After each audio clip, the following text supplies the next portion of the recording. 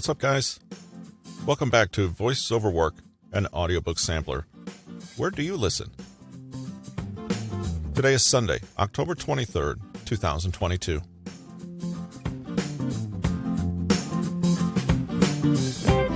According to author Patrick King in his new audiobook, Train Your Empathy, there is an empathy drought in our world, but that doesn't mean it has to affect you.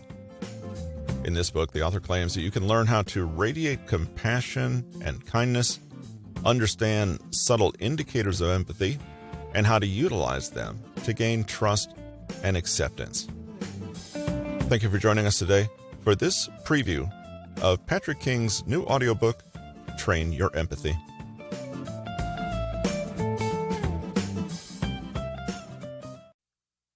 Empathy is the only human superpower. It can shrink distance, cut through social and power hierarchies, transcend differences, and provoke political and social change. Elizabeth Thomas. Empathy is a beautiful thing. When we have empathy, our world becomes bigger because we're able to share in the worlds of others and feel the satisfaction of knowing that they can see into our own. Empathy brings depth and meaning to our relationships, all kinds of relationships, and helps us smooth over conflict and misunderstanding. Empathy is not just for the sake of others, though. If we develop empathy in ourselves, we can't help but find that we have more of it for ourselves. Empathy allows us to be more creative, more resilient, and more innovative when it comes to solving problems. With empathy, we become more self-compassionate, self-aware, and fully rounded individuals.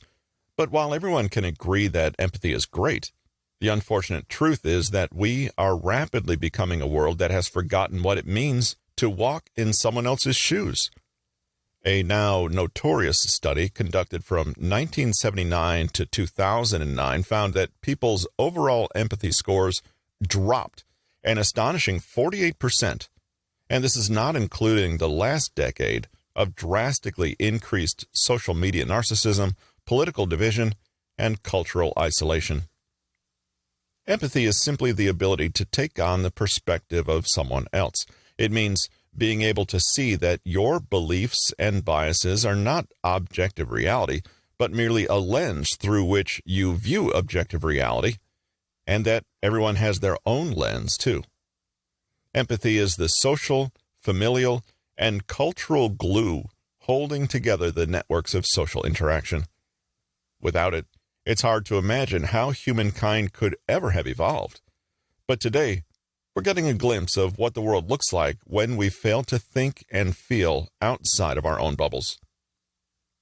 Why is empathy becoming rarer? Perhaps it's generational differences in parenting styles. Perhaps it's a feature of hyper-individualistic, late-stage capitalist societies. Perhaps the internet has eroded more meaningful forms of human engagement. Whatever the cause, and it's likely to be a mix of all of the above and more, you've probably picked up this book because you're interested in learning to develop your own capacity to feel for your fellow human being. Whether you've had difficulties in this area in the past, or you're someone who wants to improve their natural empathic abilities, you'll undoubtedly find something in this book to help.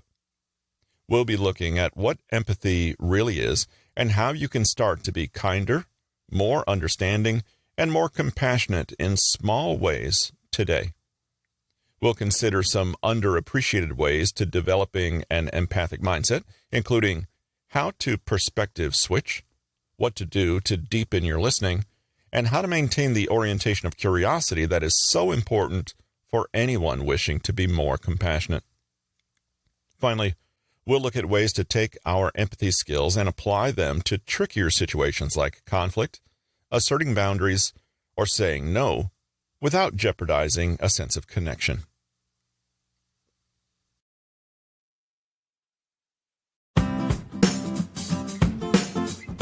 Thank you for joining me for this episode of Voice Over Work, an audiobook sampler. Where do you listen?